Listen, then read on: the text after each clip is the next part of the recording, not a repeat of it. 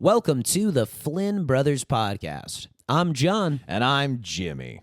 Today's big idea, the dominant and sensitive Shaquille O'Neal. We discuss the legendary career of one of basketball's most mythologized figures, Shaquille O'Neal. Later, we touch on all the off-the-court and post-career moves that have made Shaq a global icon. Finally, Jim tests my knowledge of the diesel with a Shaq Quiz. It's all coming up. But first, here's the Solons.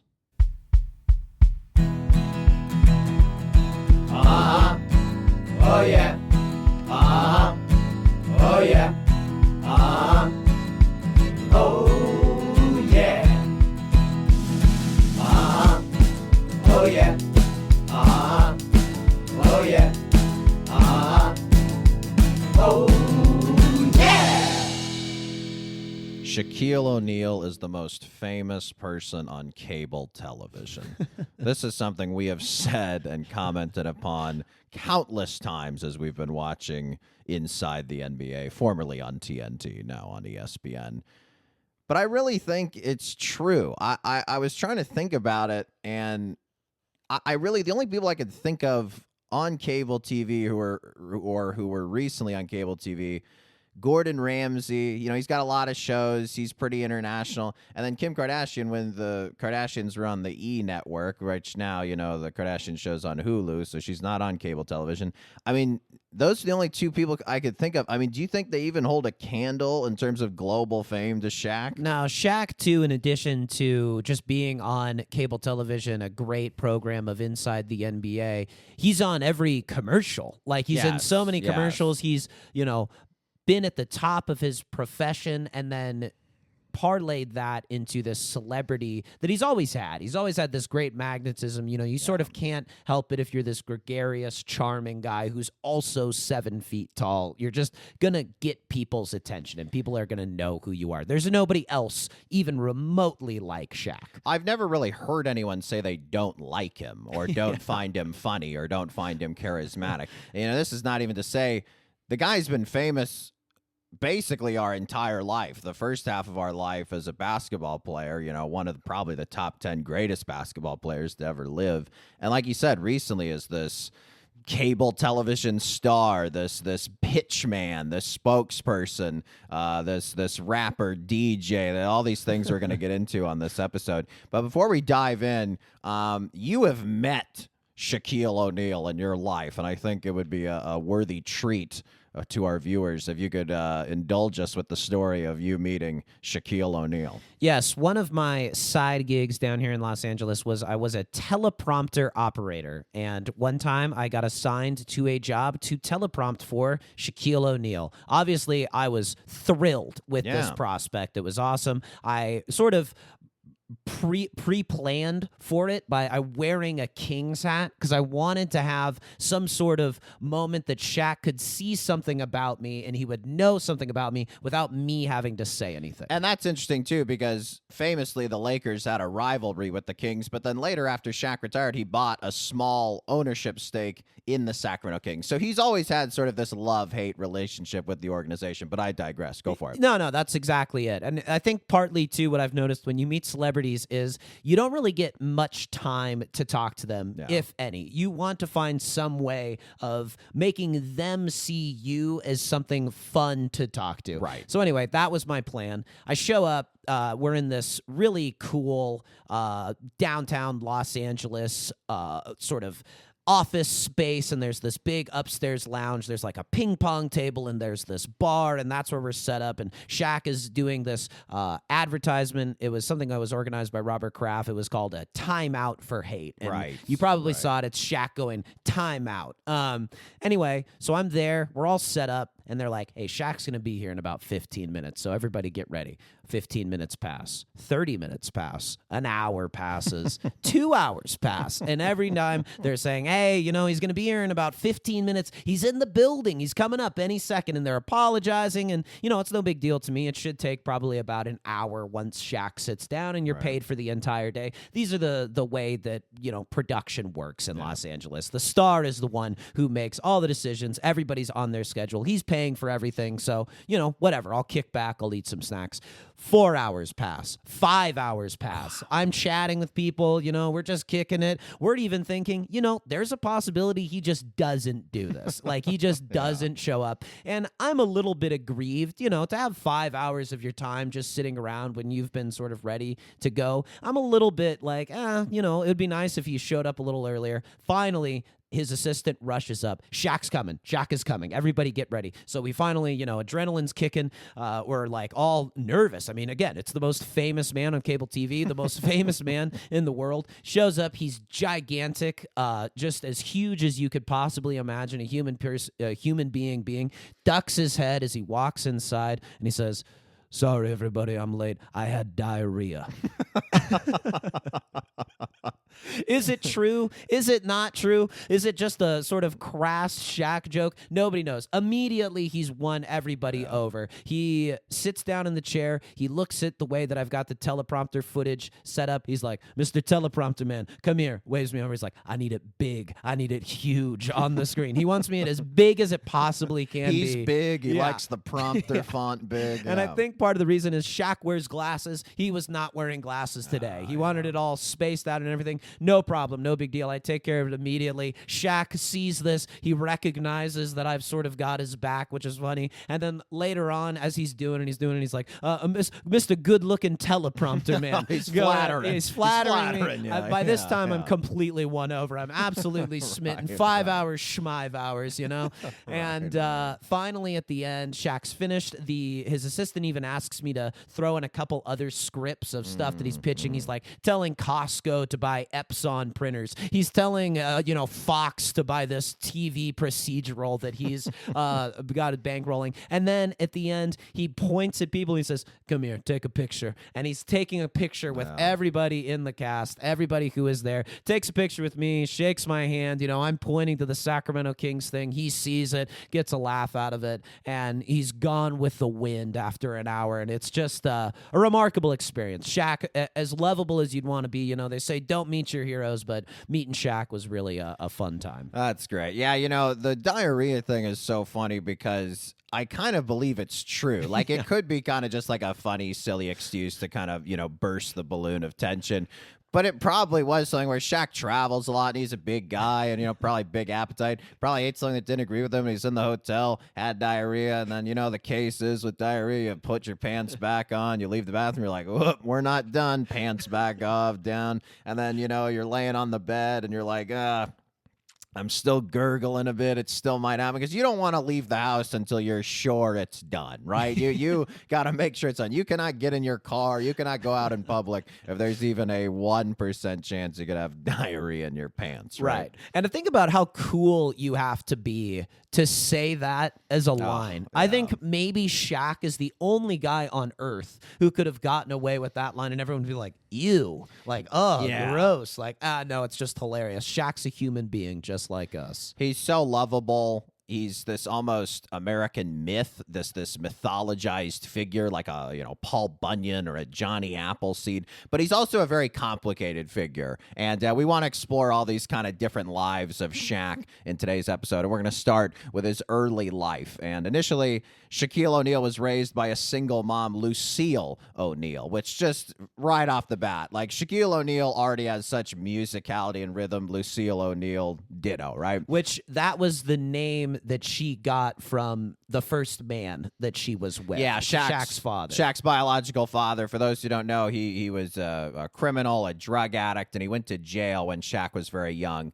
And enter Shaq's, who he calls his real father, who is actually his stepfather. This was Philip Harrison, a.k.a. Sarge. This was a drill sergeant who raised Shaquille O'Neal, which, again, just adds to this sort of, mythological nature of Shaq. And he raised Shaq very firmly. Shaq has told many stories about getting disciplined by Sarge, and, he would misbehave, and Sarge would make him do push-ups or even go so far as to beat him with a belt and just really emphasize respect respect and discipline. And, part of this, too, in kind of this twisted, old school way, Sarge was trying to build up Shaq to be one of the great basketball players of all time. It was obvious Shaq had all the physical gifts. Sarge loved basketball, and he wanted Shaq to be basically a combination of Bill Russell, Wilt Chamberlain, and Kareem Abdul-Jabbar, which, I would say as a player, his player profile, Shaq borrowed elements from all of those guys, wouldn't you say? Yeah, and as far as role models go, you can certainly do worse. And I think, too, it's like that whiplash school of training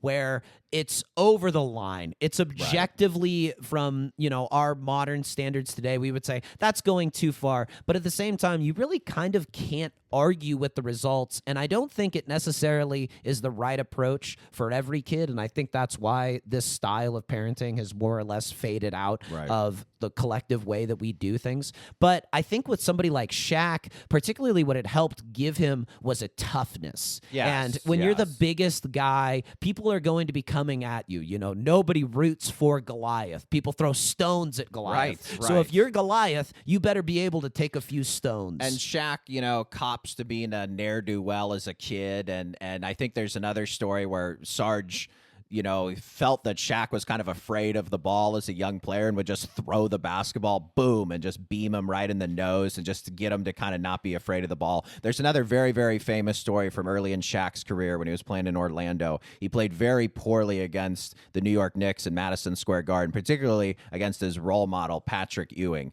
And they were driving home after the game or the next day, and Shaq was telling Sarge he crumbled under the pressure. He said he couldn't handle the pressure.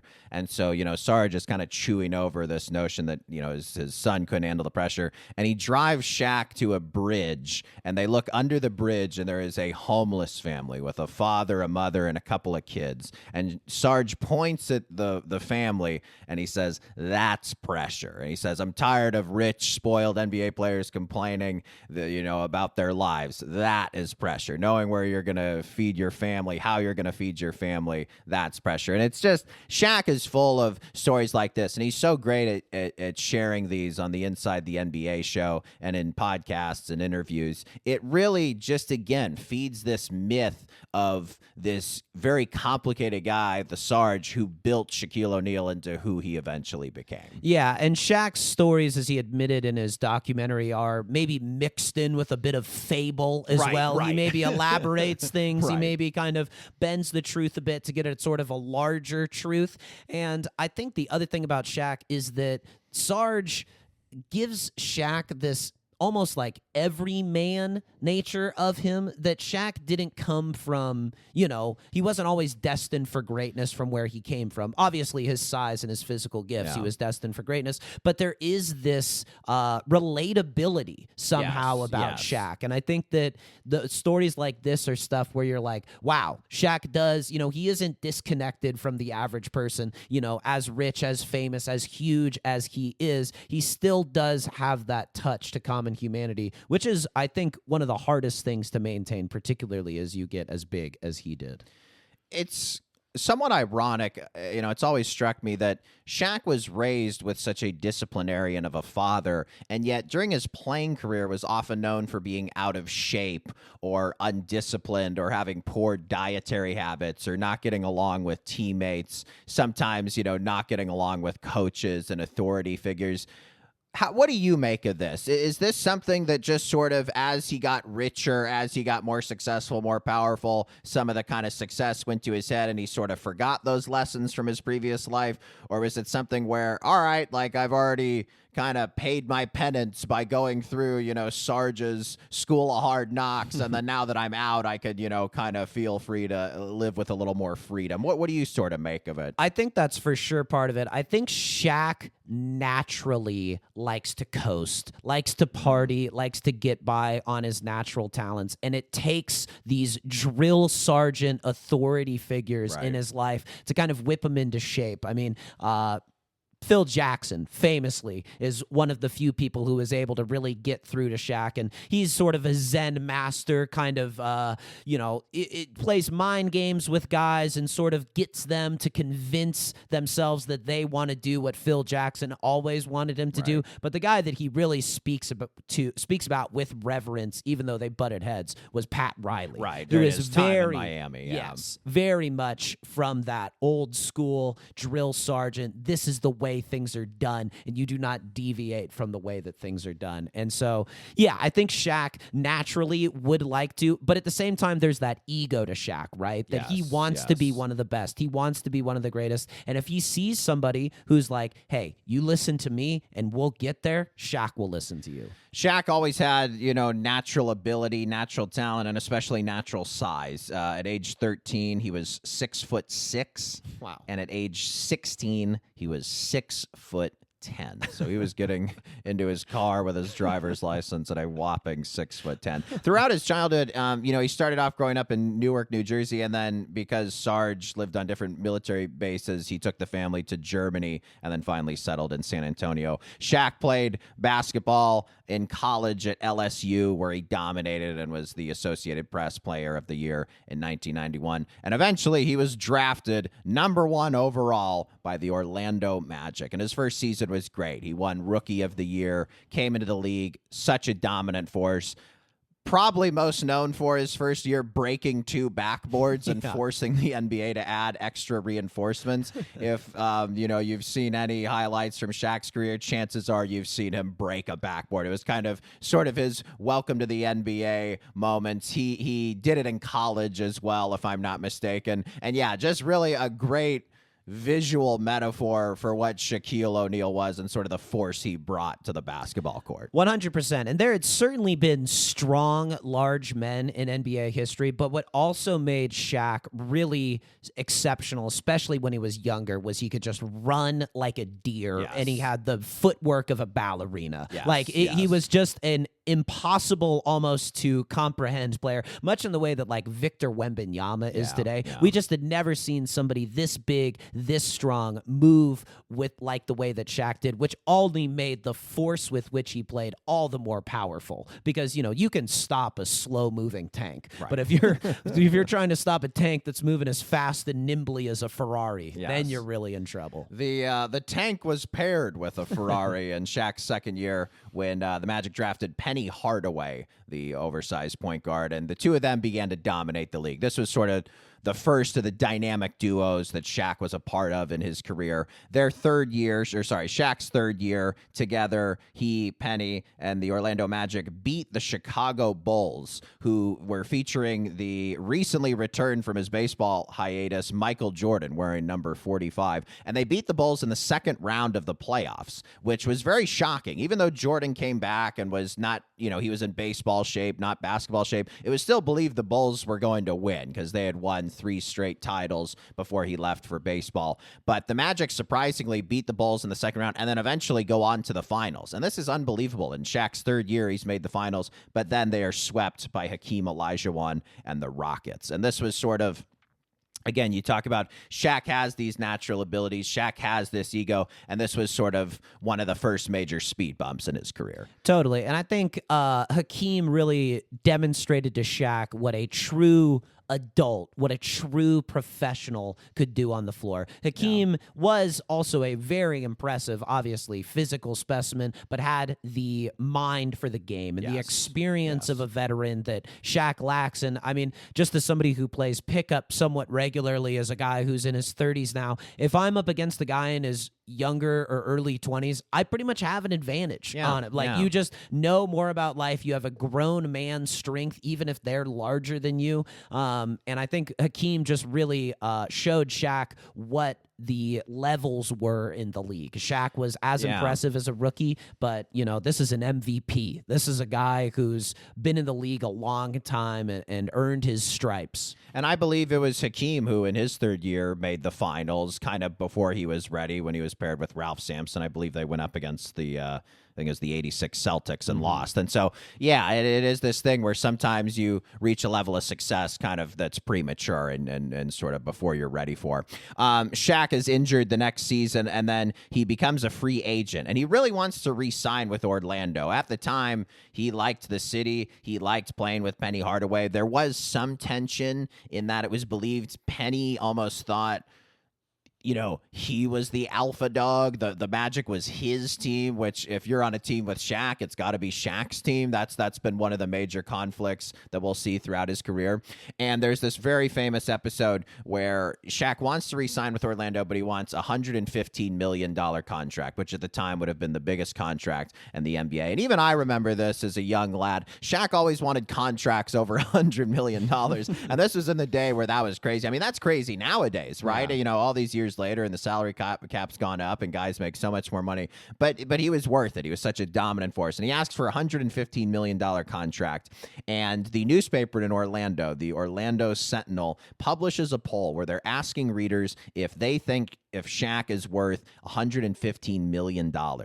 And this was just the fatal flaw of the newspaper. By publishing this poll, the readers responded, and 91% of them said no. So what did Shaq say to Orlando? Bye-bye. Yeah. And he went to Jerry West, who was in charge, the general manager of the Lakers at the time. West swooped in, made some deals, and brought Shaq to the Lakers. And he told Shaq in the first meeting when he signed the contract, he says, you know, I just drafted a pretty good guy. I want to pair with you. He's just out of high school. His name's Kobe Bryant. I think he'll be good someday. And Shaq famously recalls telling this story and being like, yeah, whatever. Like, just worried about his money. But just, again, fate reaching out her hand.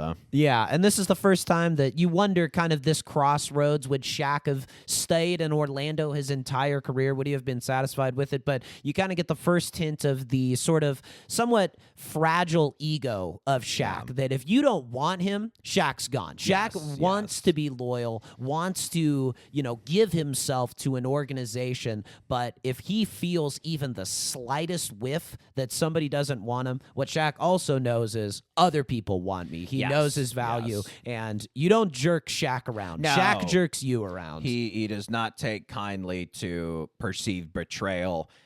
You wait for him to have diarrhea. He doesn't wait for you to have diarrhea, right? So moving on to the Lakers. Shaq's first 3 years in L.A., he's great statistically, but the team is just not having a lot of playoff success. Kobe's very young. He takes a while to develop. He, like Shaq, was just very full of himself. There's a very famous playoff story early in Kobe's career where he's taking a lot of shots down the stretch trying to help the Lakers keep their playoff hopes alive. And does he airball 3 or 4 shots in a row? It's 4 shots in a row, I believe. And again, this is things people forget about in the legend of Kobe Bryant. People are, you know, now that he's passed and people kind of have this rose-colored lenses they look at his career and life through, they forget that basically the first half of his career, he did not get along with teammates. He had a lot of missteps. He was perceived as, you know, very kind of standoffish and difficult to get along with. And this was something that really kind of cast a cloud over him and Shaq's tenure during the late 90s and early 2000s in LA. He was very jealous of Shaq. Shaq has a natural way with people. He, you know, will buy the rookies suits. He's taking everybody out to dinner, you know, let's go to the club, Shaq's paying. All this sort of stuff is like part of his personality, and he loves to please people. He loves to be the center of attention, whereas Kobe is not a natural people person. He's very much a lone wolf. Like, Kobe is happiest in the gym working on his 2-dribble mid-range pull-up. Shaq is the happiest surrounded by partiers in Miami. And so this natural tension really characterized the first part of their relationship, and particularly kind of the end of their relationship.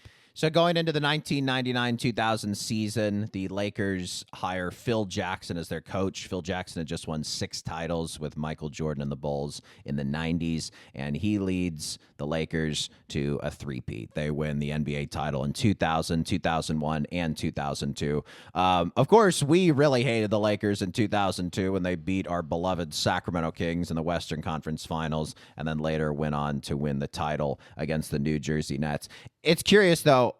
I remember hating the Lakers. I remember, God bless the late Kobe Bryant. I do remember really hating Kobe Bryant. I hated Derek Fisher. I hated Rick Fox. I thought Phil Jackson was a smug prick. I never hated Shaq. You know what I mean? I don't know how you felt, but when I was a kid, and again, I was pretty young, and your feelings are really big and sharp when you're that young, especially when you're first getting into sports. You can barely control your emotions. I remember really hating the Lakers with all my tiny heart, but I never hated Shaq. I just found him too lovable. He was sometimes insufferable with how, aggressive he would be and the fouls he would get and sort of, somewhat of his attitude at times and the arrogance. But he's just so lovable. How did you feel when you were rooting against him in the early 2000s? I hated that the Lakers had Shaq. I didn't hate Shaq necessarily. Right. It's like, do you hate a tsunami? He's too big to hate. It's impossible really to have gotten that sort of fervor towards him. So it wasn't like a personal thing, but it was just this is the guy who it's just impossible to beat. And my favorite team is so close, but there's nothing we can do about this dude. I do think you can hate a tsunami, though. I suppose. I mean, what other feeling would you have? Yeah. Awe. I guess. Just dang it. I really wish you wouldn't do that. But what does a tsunami do? To your point, it's just a force of nature. Force of nature. Shaq wins his only Most Valuable Player award in 2000. That was his best season, the 1999-2000 season. Phil Jackson comes in, disciplines him a la Sarge, not quite to the same degree as beating him, but, gets him in shape, motivates him, best, overall season, wins the MVP. Phil Jackson, though, in hindsight, very let down by Shaq's career. Felt Shaq could have won 10 MVPs. Do you think if Shaq stayed in shape and, kind of had the right attitude and got along with Kobe and stuff like that, over under 3 MVPs, let's say 3.5 MVPs. What do you think? Over, under? Over, but I think part of it is just that's what makes Shaq so lovable. He has everything, and he parties, and he wins. Right. It's the combination that there's this joy that Shaq took in being himself, where Kobe was often so tortured at being himself, even though he wrung every last bit of potential out of what he had been given. Shaq leaves some on the table, and I think that's more relatable for most people. A lot of us feel like, yeah, I could have done better there, or, ooh, man, I kind of let that opportunity pass me by, or something like that. And that's more relatable to another person. Kobe, maybe you aspire to be more like, but Shaq, despite how grand and impressive that he is, you are more like him personality-wise. It's like in college when you want to do well on a assignment or test, and you're like, I could easily get an AA plus on this, but I'm going to go to this party and I'll just get a B plus on it. And it's still, B plus, A minus, still good grade, but it's I could have done better had I locked in a little more. Shaq always liked to go to the party and then get the B plus or A minus.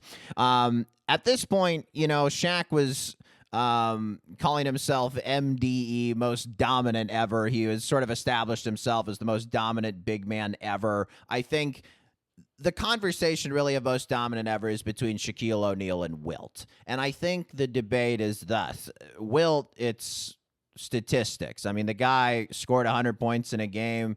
The every points, rebounds, minutes played statistic goes to him. But I think when you look at Wilt, you have to question the level of competition. There just weren't as many 7-footers challenging Wilt. He had Bill Russell, who he could go toe-to-toe with, but most of the league, Wilt could just dominate, whereas Shaq dominated in a more skilled, difficult era. So when you look at most dominant ever, how do you kind of perceive it between Shaq and Wilt? I think Shaq. I mean, I just saw him do it. I can't imagine that, Wilt would have been more impressive to see in his prime. And, maybe he is. And I think Shaq would be fine with sharing that title. But that's also part of what Shaq is. He is braggadocious. That's part of what he does. Is he says, I'm the best. I'm the most dominant. He won't say he's the greatest, because greatness implies you really have to work hard. And, he's never going to put himself above Jordan or somebody like that. But it's listen, when I'm locked in and I'm focused and I want it, nobody's stopping me. And, while Shaq's distraction may have been off the court stuff, which Wilt was distracted by as well. Wilt's distraction was really chasing individual statistics, while his competitor Bill Russell won all the championships. Right, Wilt I think got 1 or 2 during his career, 2 I believe. But yeah, it's very interesting. Both men are very similar in these ways, where they were incredibly dominant, but they did have these Achilles heels. And I think maybe Shaq recognized more that he needed to be part of a team because there were certain limitations to his game. He's not a guy you're going to in the last 3 seconds to get a game-winning shot, but he's the guy who's going to get you way out ahead if you're going to him for the first 46 minutes of the game. And to further the point on his Achilles heel, same as Wilt Chamberlain, Shaq's Achilles heel was his free throws. He was terrible at the free throw line. A lot of teams implemented the hack a Shaq policy, where if they were in the bonus, they would purposely foul Shaq, expect him to miss one or both free throws, get the ball back, and they could kind of get back in the game. It was the same thing with Wilt, right? Wilt was a terrible free throw shooter. For how dominant they were, Shaq particularly, his nickname was Superman. Free throws was his kryptonite, right? Yeah, and I think especially when you are that dominant, when you can just get to the rim at will, it causes other parts of your game to atrophy. Why would I work on shooting when I'm only ever shooting 1 foot away from the basket max? It also forced teams to... Every team during this era to compete with Shaq not only had a big lug of a center, but had 2 lug center power forwards who came off the bench and would just use all 6 of their fouls on Shaq. So Shaq really would take a beating during, his playing days. Guys would really foul him hard. And, he's such a tank. You thought, oh, there's no way they could possibly be hurting him. But, they would lay into him a lot and send him to the line. Shaq, though, is a player I want to talk about a little bit. You touched on this a bit in Orlando. His athleticism, really in L.A., he really began to develop just incredible footwork. He had this unreal drop step where he would not only do it quickly but very forcefully and just use a little bit of his elbow to wrap around the guy. They call it the chicken wing, right? Where you fake drop step and then use your elbow to get around the guy and dunk in their face. And boy, watching Shaq in the post, it really was art. He wasn't a guy setting a lot of picks. He wasn't a guy doing a lot of pick and roll. You just kind of dumped it into him and let him go to work. Yeah, and he was faster in Orlando, but maybe even quicker in LA because he's starting to put on weight. He's starting to party. He's not taking his conditioning quite as seriously after he wins the championships. But this, in a way, almost makes him better, almost makes him more powerful because there truly is nothing that you can do with him. And referees say every single time Shaq got the ball, you could call a foul. It was an impossible person to referee. There truly was nobody even remotely like him in the league. As much as, teams would try to come up with an answer for him, there was no answer for him in these 3 years in particular. Shaq, like you mentioned, as he won more titles, after that first title in particular, he enjoyed the offseason. He would use the season to get back into shape. Come playoff time, he would be in shape. Finals, he would peak, and they'd win a title. And they did this for a couple of years and even went to the finals an additional time, but eventually caught up with him, right? Shaq suffered this kind of nagging toe injury, and there was this big controversy toward the end of his time in L.A. where he could have had a surgery on his toe in the summer, but he delayed it till the season and missed a lot of the season, and his reason was, well, I got hurt on company time, so I'm going to rehab on company time. And it just put a bad taste in people's mouths, especially considering Kobe's work ethic. And I think overall, most fans preferred Shaq in terms of temperament, in terms of personality, in terms of who they thought was more dominant. Ultimately, choosing Kobe proved to be the most prudent choice long term. But again, people just forget this. People think 2009, 2010 Kobe, that's what he was his entire career, but it's just not true. It's really not true. The first half of his career, he was a very controversial figure in Los Angeles, and it's only been kind of with the benefit of hindsight in his later years that he was really embraced. But at this time, people were very much into Shaq. Yeah, Kobe was truly unlikable. We have a great family friend who loved the Lakers, grew up in L.A., and particularly loved Shaq and tolerated Kobe, but then when this upcoming decision happens where Shaq is no longer on the Lakers, his fandom shifted along with him. Shaq was probably like one of the first players who you were a fan of Shaq even more than you were a fan of the team. Yes, and so people who liked him in Orlando followed him to the Lakers. And then finally, Shaq was traded from the Lakers to the Heat, and we'll pick up there when we come back.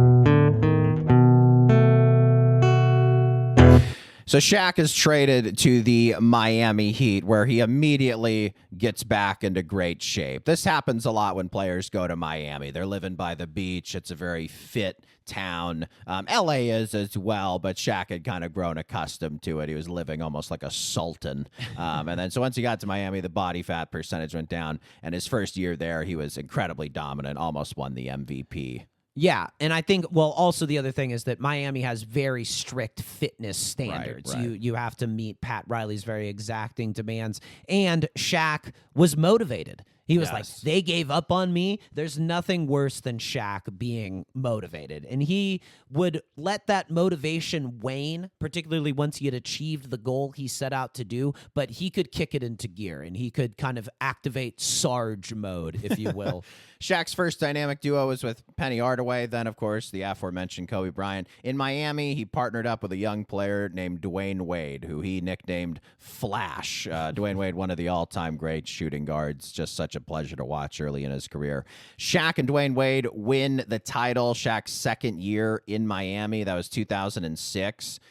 Shaq, I was looking back at the statistics. He didn't play great. And this kind of is the story of the rest of his career. However, he commands so much attention from the defense and commands so much attention. I even remember watching him as a kid. You just were watching him most of the time. Even if he didn't have the ball, he just was so interesting, and they had like gravitational pull. He was just so massive, and you just couldn't take your eyes off him, whether he was on offense or defense, off the ball, on the ball. He just was such a titanic figure, and I feel like even though statistically he didn't have as great of a finals, Dwayne Wade was finals MVP and really carried the team. Shaq still at this point in his career, he was such a presence that he really contributed to the win. Yeah, and I think what he also learned was that he needed to turn the team over to Dwayne Wade. Yes. He immediately does the thing Kobe was desperate for him to do the entire time with the Lakers, and Shaq would refuse. He gets traded. He finally sort of, I think, sees perhaps the error of his ways, and he thinks, well, I'm not going to repeat this. This kid's really good, and he can do a lot of the heavy lifting here, and let me turn the team over to him. It's his team. Shaq, like he did in LA, again, begins to let go of the rope a bit in terms of his fitness, and this sort of begins his steady decline. This last title in Miami was kind of his last really great dominant year, and this sort of leads to the steady decline of Shaquille O'Neal. Interesting statistic, though, regarding Shaq's time on the Magic, Lakers, and Heat. Shaq is one of only 3 players to have their number retired by 3 teams. He got his number retired by the Magic, Lakers, and Heat. The only 2 other players, Wilt Chamberlain and Pistol Pete Maravich, the only other one. Wow. Pistol Pete, I think it was a case where he was on the Jazz when they were both in Utah and New Orleans. And so I think he's retired by the Utah Jazz and the New Orleans Pelicans. And then I believe his other team was the Hawks. Wasn't he on the Hawks? Yeah, I maybe think? in the ABA or something like So, that. yeah. So he's got 3 as well. But yes, that is quite a standout figure. Pistol Pete, great in college, would have been great in the modern era with the 3-point line. But Shaq and Wilt, definitely. And then I think LeBron will eventually join those ranks, getting it retired with the Cavaliers, the Lakers, and the Heat. Yeah, absolutely, certainly. So later on, Shaq goes to the Phoenix Suns. He's there to help Steve Nash win a title. And, he's at this point just kind of a shell of himself, and he's continuing to decline.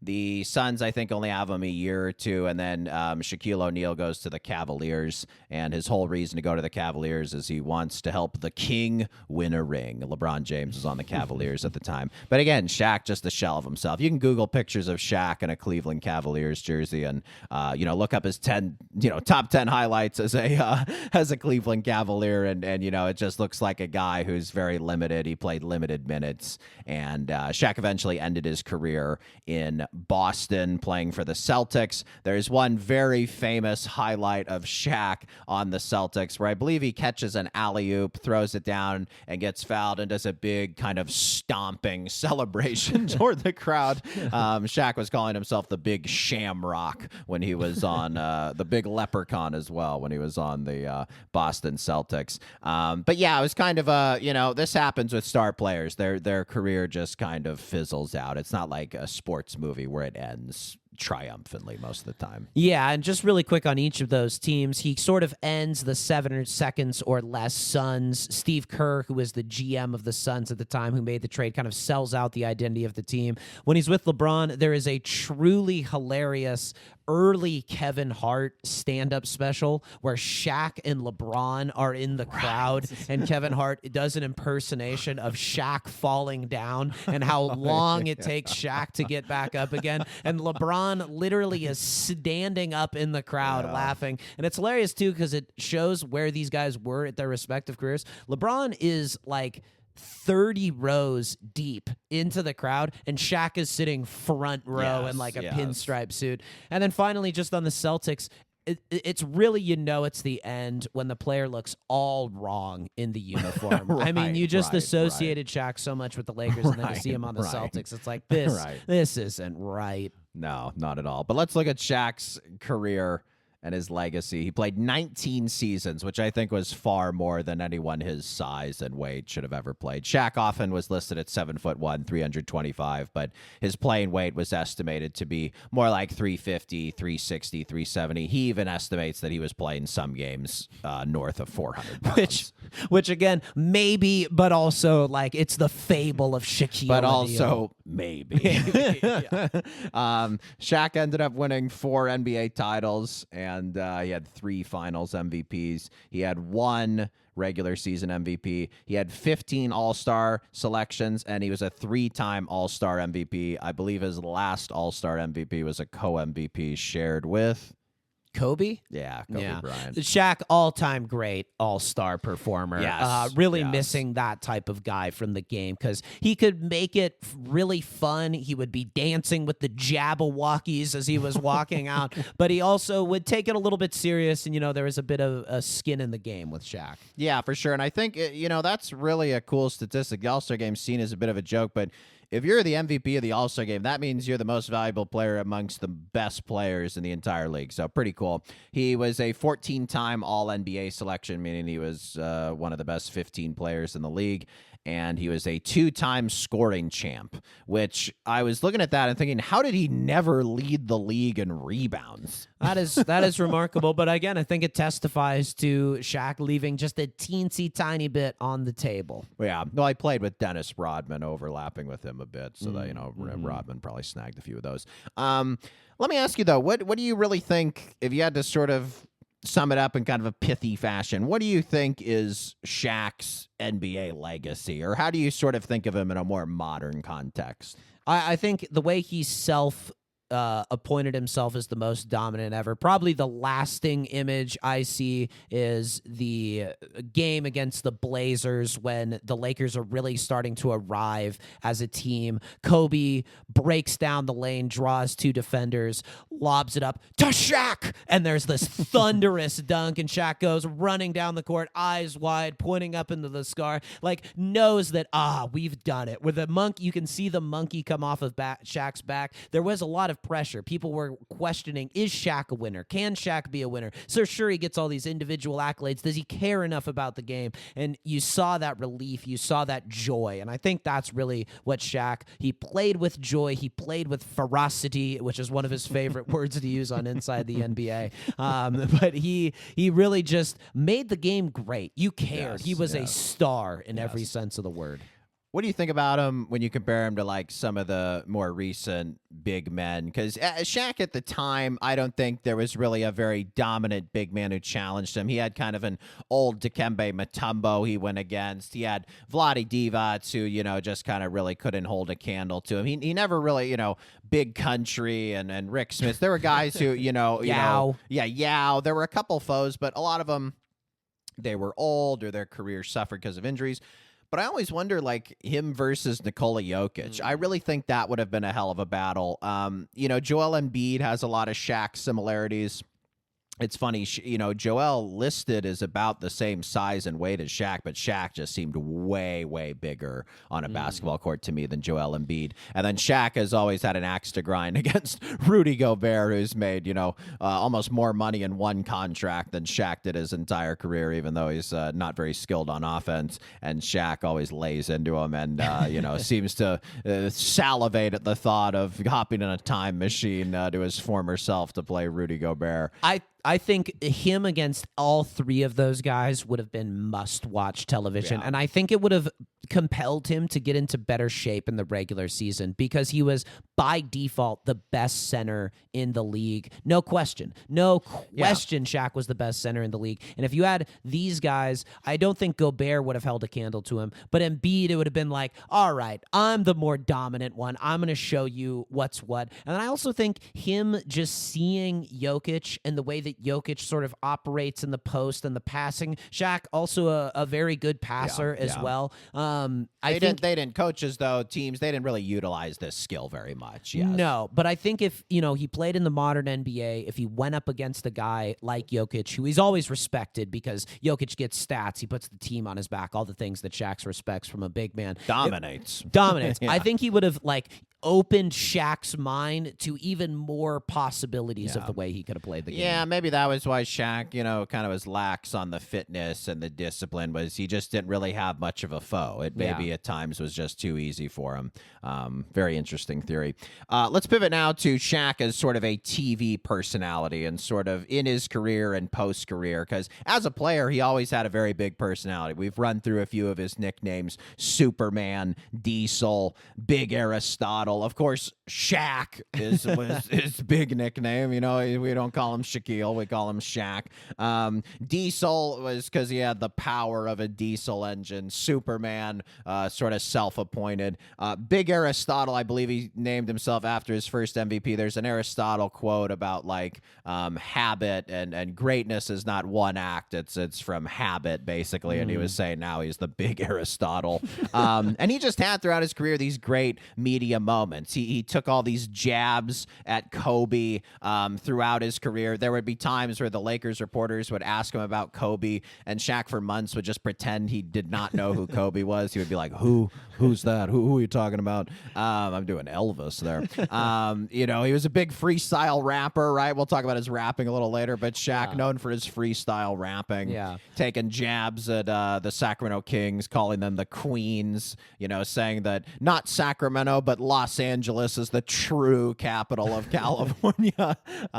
Just hilarious shit. I think Shaq, we've entered this era where players are able to tell their own story. They're able to use social media to give you access to what they want you to see about them. I think Shaq was really helped by beat reporters and by professional media members, storytellers who knew what was most interesting about Shaq, who could prompt him to say interesting things. I think it's something that we've lost with the modern era of the NBA, where we have, quote unquote, more access to these players than ever before. They can send out tweets, and occasionally you get these fleeting glimpses as to who they are. But I think the media that surrounded Shaq really did just a phenomenal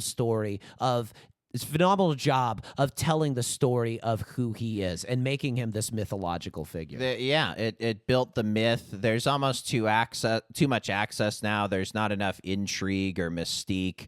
And there's just there's so many kind of faux pas blunders throughout Shaq's career in terms of his media appearances, not just with sort of the conflict with Kobe, but there was a time when he was first going to play Yao Ming, when Yao Ming came into the league and was sort of seen as, Yao is going to be better than Shaq. He's 5 inches taller and he's the big thing in China.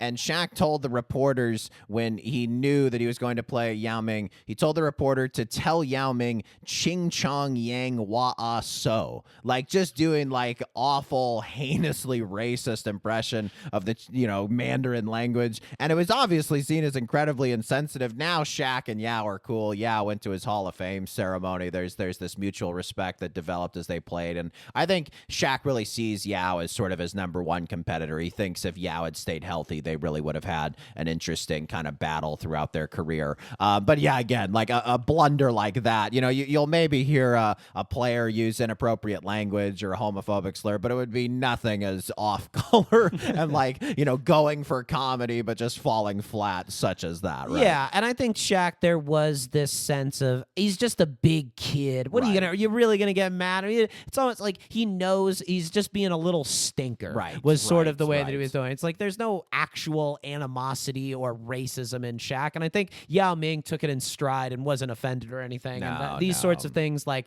Shaq is one of those guys who, like his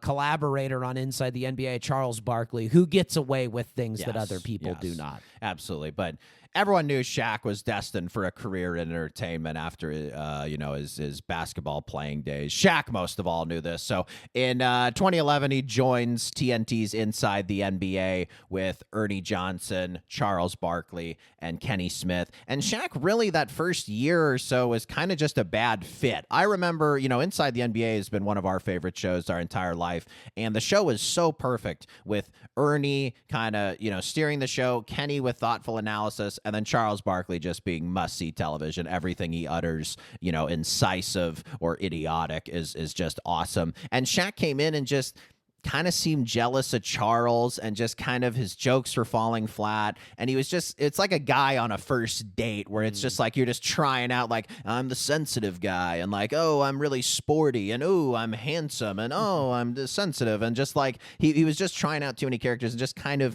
needed that time on the air to figure out his persona. Yeah, I think to the point as I was saying earlier is that these media members sort of helped us craft this image of Shaq in our minds. And then when we saw him for a more extended period of time, unfiltered, just on TV live, you're like, ooh, man, there's some rough edges. There's some less likable features about him. It's like, boy, he seems really prickly, and man, he really can't take a joke, and boy, he's really expecting like Kenny and Chuck to do that for him.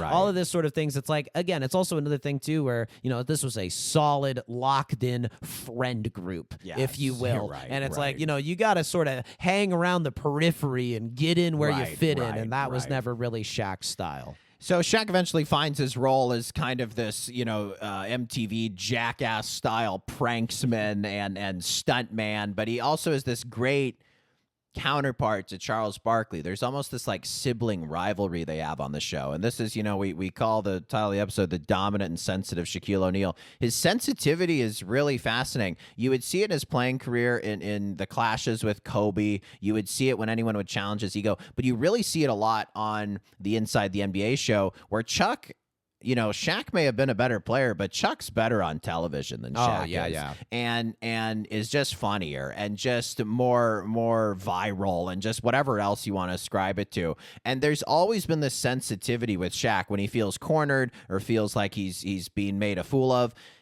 Charles Barkley never won a ring. Shaq will just say 4 rings, or like, I won a title. How many titles you win? And just there will be this real like sensitive streak to him where it comes across in a very kind of childlike way. It's like a kid who's being tested on the playground and lashes out, don't you think? Yeah, goes even like too hard. Like Chuck has a little joke about Shaq's suit, and then Shaq is like, well, you're a failure because you never won a championship. And it's like, whoa, geez.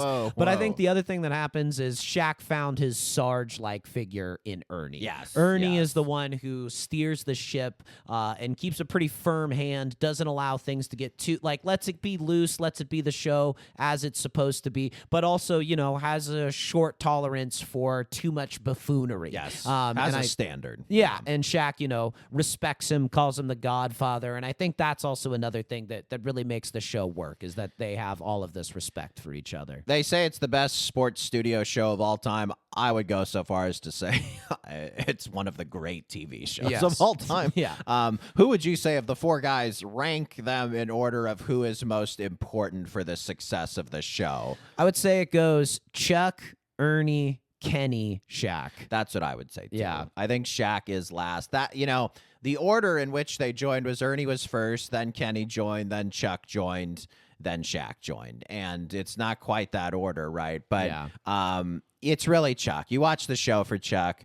Ernie's awesome. He's an institution. Kenny, you get some insightful analysis, although even he has like some sensitivity because he obviously was not as good of a player as Shaq and Chuck. And then Shaq is awesome. He adds like this electricity to it. It's sort of like Always Sunny bringing in Danny DeVito. It's like I love the gang, and it's like DeVito's awesome. He's sometimes your favorite part of the show, but it's like you're there for the gang, right? Absolutely. Shaq is in the Fast and Furious movies when you flip the NOS switch. Like he allows the show to really reach those extra heights. Let me ask you this. Do you think we talked about Shaq being a spokesperson for ads, which we'll get into in a sec. Why do you think Shaq endures still? Do you think it is because we are remembering his great playing career? Do you think it's because he's on Inside the NBA, or do you think it's because he is so ubiquitous on these commercials? What do you think is the factor, or you could even rank those three as to why he's still relevant and why he's still so beloved?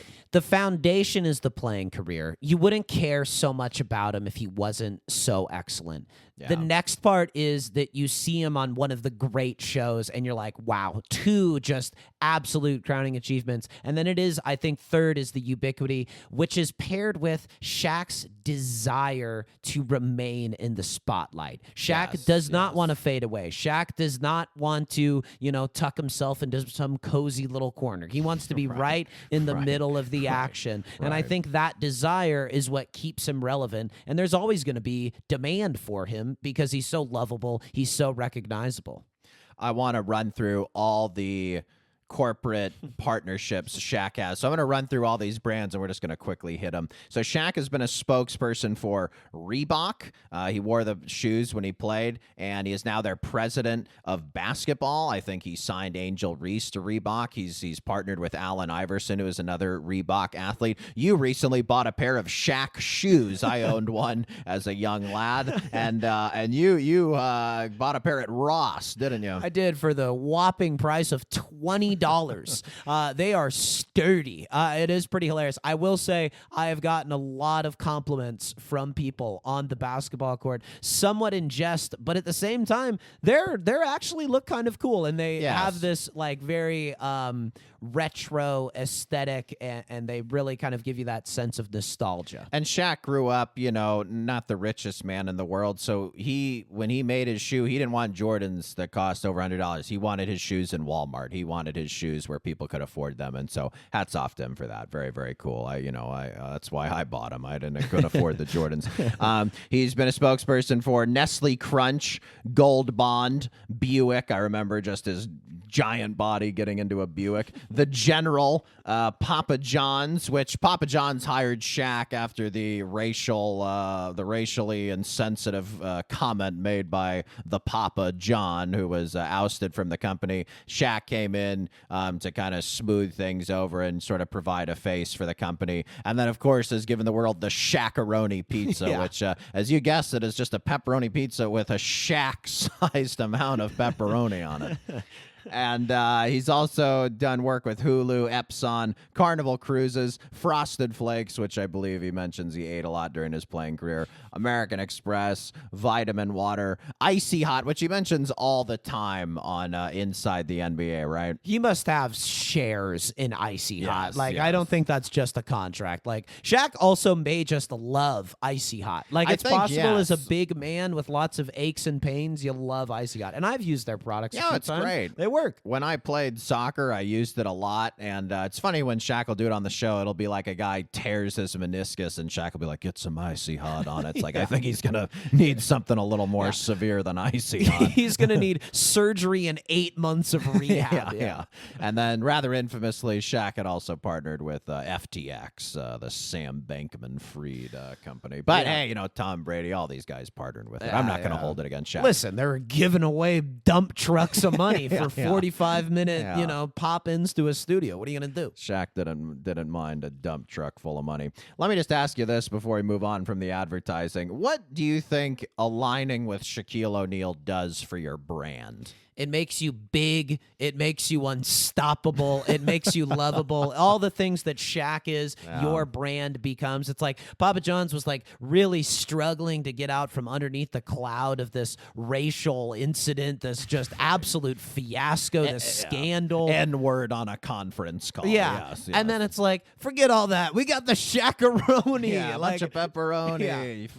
We're sorry. Yeah. The General is the most seemingly fly-by-night insurance company of all time. You throw Shaq on there, I love it. Shaq's talking to the General. Yeah. It's awesome. Shaq you associate with dominance, with joviality, with fun, with good times. So I think he's a perfect face for a lot of these companies. It's very interesting. I think you're right. Just from working with him very briefly, an absolute true professional. Like, doesn't love doing a ton of takes, but he'll do it until he gets it right, and he'll get you what you want. He was always checking. It's like, is this good? Is this what you want? And it's like, that's the sort of thing I think that gets people calling you back over and over. And I think what he's said before too is when he shows up to set, he brings ideas, he improvises, he pitches stuff, he'll write stuff, and so I think companies really appreciate his care and dedication to that.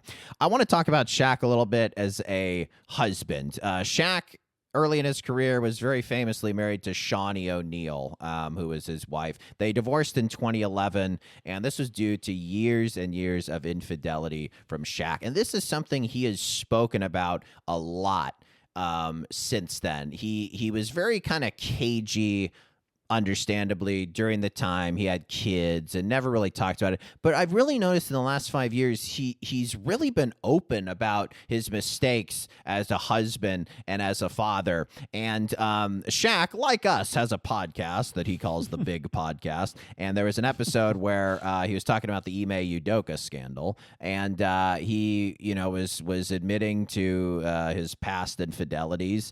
And here were a couple of the quotes I found. Shaq says, "I was a serial cheater. I did it. I was the best at it. I'm not proud of it. I lost my family doing it, and I lost valuable and important years with my children from doing it." I find that quote so fascinating because it is vintage Shaquille O'Neal. You have this self-flagellation and this sensitivity, but then there's also, I'm the most dominant ever. Yeah, I cheated. I was the best at it. It's like anything I do, even if it's bad and like immoral, I am going to dominate it, right? Isn't that just vintage Shaquille O'Neal? Yeah, it's what makes him so relatable.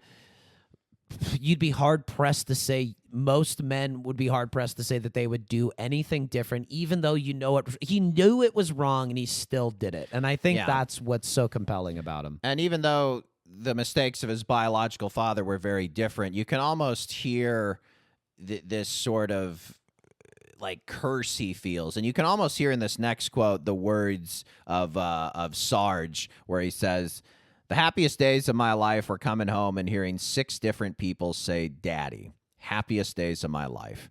Forget the money, forget the cars, even forget the championships. When I lost those days, I was all the way down. When I lost that from being stupid, it killed me." And in the Shaq documentary, he talks about coming home to a big empty mansion and just this almost like hack like thing you would imagine seeing in like a movie or a book, where it's just like so over the top, but it's true. And it's why Shaq's a mythological figure. This regret and this like bad decision making that again just kind of feeds the legend and myth of Shaquille O'Neal. But it's weird. You hear that and you hear kind of again the self-flagellation. You hear him almost thinking back to his childhood and what his dad did for him. And it's very, very fascinating hearing him speak so candidly about this subject. It's gripping. It's like off the top of his head, and would be a unbelievable monologue to hear an actor deliver. Yes. Like, I think that's also what makes Shaq such a fascinating figure, is that you always feel, even when he's being fake, you can tell when he's being fake, you can tell when he's doing a put on, but so often Shaq is just so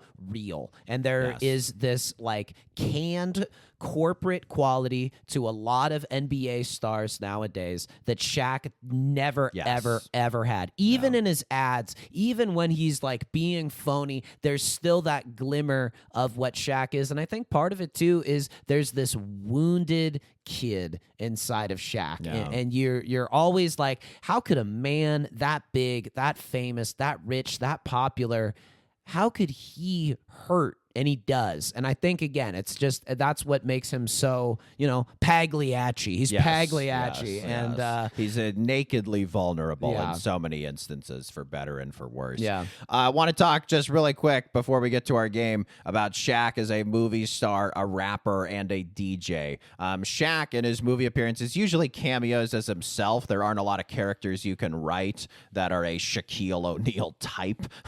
So he's usually in like Adam Sandler movies as himself. The two movies where he was not, he was in Blue Chips, which I've never seen Blue Chips, but that's a sports movie. I think Nick Nolte plays a coach, and it's like these guys in college, and has to do with kind of pre-NIL stuff. I think Penny Hardaway's in the movie as well. That's how they met, and the Magic were originally going to draft our king, Chris Webber, and then Shaq spent a bunch of time playing pickup ball with Penny Hardaway, catching lobs from him, and was like, hey, maybe we should get this guy. Yeah, except the way he would have said it is, maybe we should draft Penny. You're still doing Elvis. I'm still doing Elvis. Sorry. Thank you very much. And then he's also famously in the film Kazam, where he plays a genie. We watched that as young lads. Any memories of Kazam? No, not really. Yeah, me neither. When you know a movie is bad and forgettable when you're 4, it really must be bad and forgettable. I was just talking to you the other day about, we were talking how we've never walked out of a movie before, but the closest I've ever come is I was like, probably in middle school, and I saw Cowboys versus Aliens, or Cowboys and Aliens. I forgot what that was called.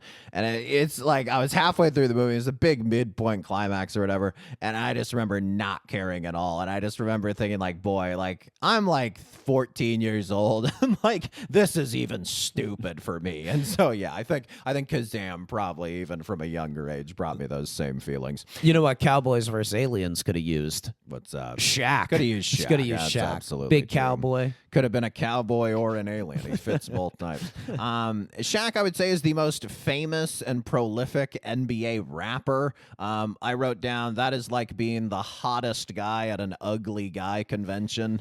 NBA rappers are not known for being very good rappers. You have to dedicate so much of your time to being an NBA player, and it just doesn't leave a lot of time for being good at rap. I've listened to a little bit of his music, and like some of the lines are pretty funny. It's not like he's, the greatest flow in the world or whatever, but he can hang his hat on that. He's the best NBA rapper. He's totally competent as a rapper, like party 90s rap. Also, because he was so famous, his album is stuffed with like unreal feature artists, like the Notorious B.I.G.'s on track with them. True, so he's totally competent. I mean, these are not like complicated rhyme schemes or anything like that, but he's got a nice voice. He understands rhythm.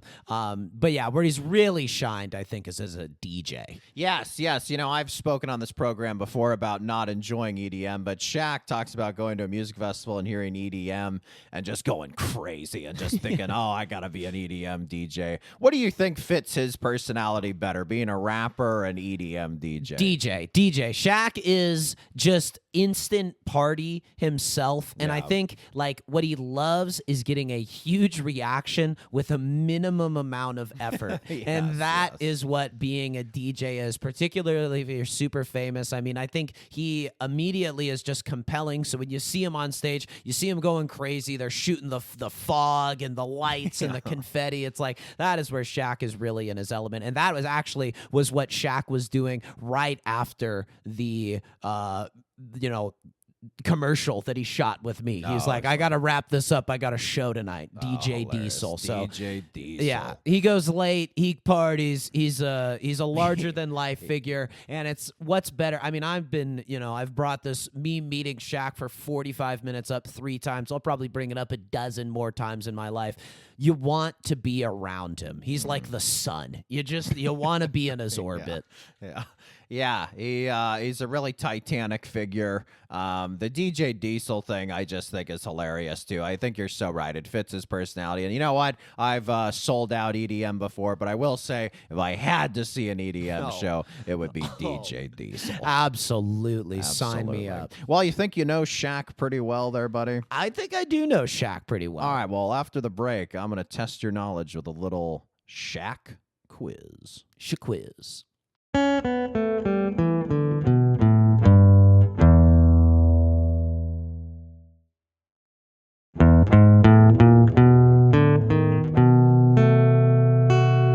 All right, you Shaq expert.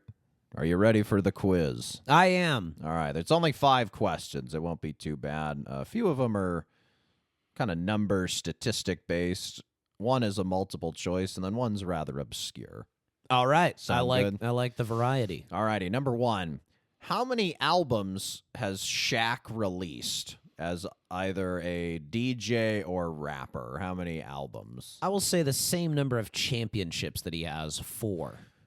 The answer is 5. Very Oh. close. He did 4 in the 90s as Shaq the rapper, and then he released one in the last few years as DJ Diesel. The title of that album, Guerrilla Warfare.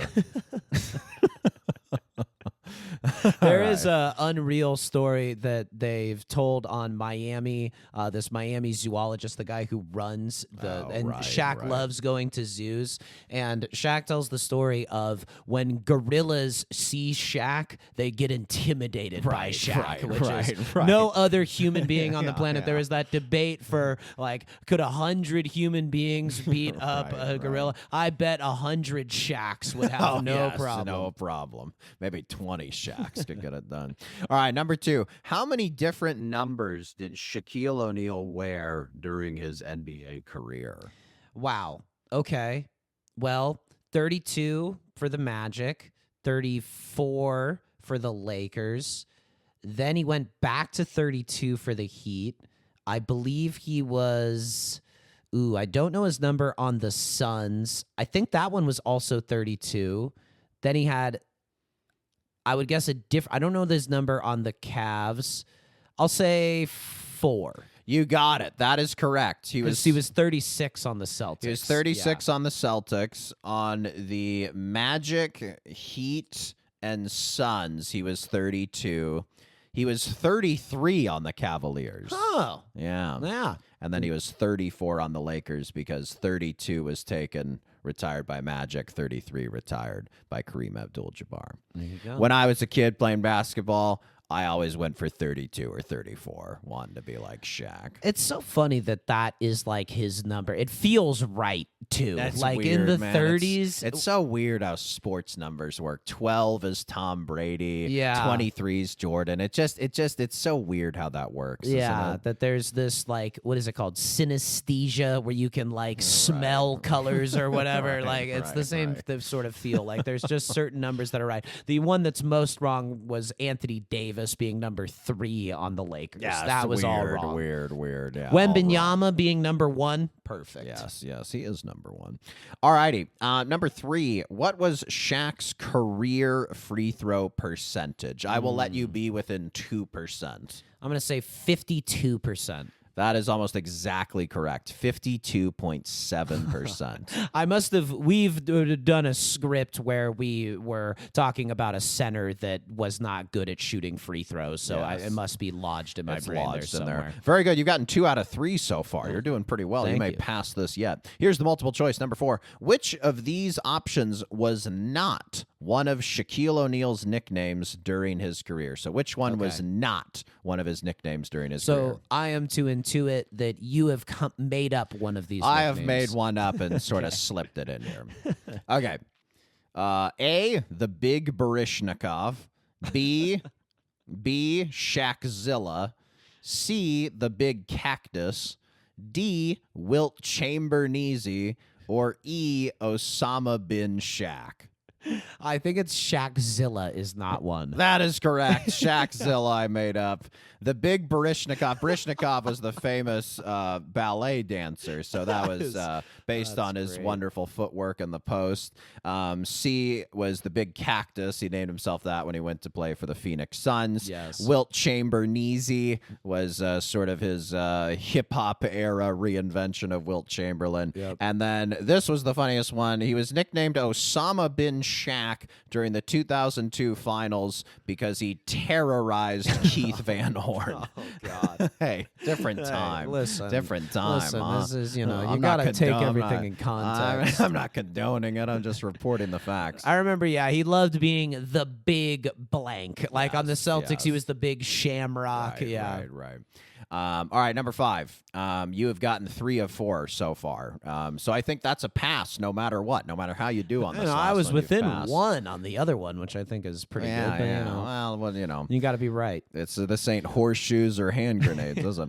All right, this is one of my favorite episodes of anything. There is a Shaq episode of Curb Your Enthusiasm where Larry David is sitting courtside and he trips Shaquille O'Neal by sticking his legs out. And later in the episode, Shaq is in the hospital rehabbing the injury, and he's playing scattergories with the Lakers team doctor, and he is trying to argue that one of his answers, a food, is a dairy product. Do you know what food he is trying to argue is a dairy product? Man.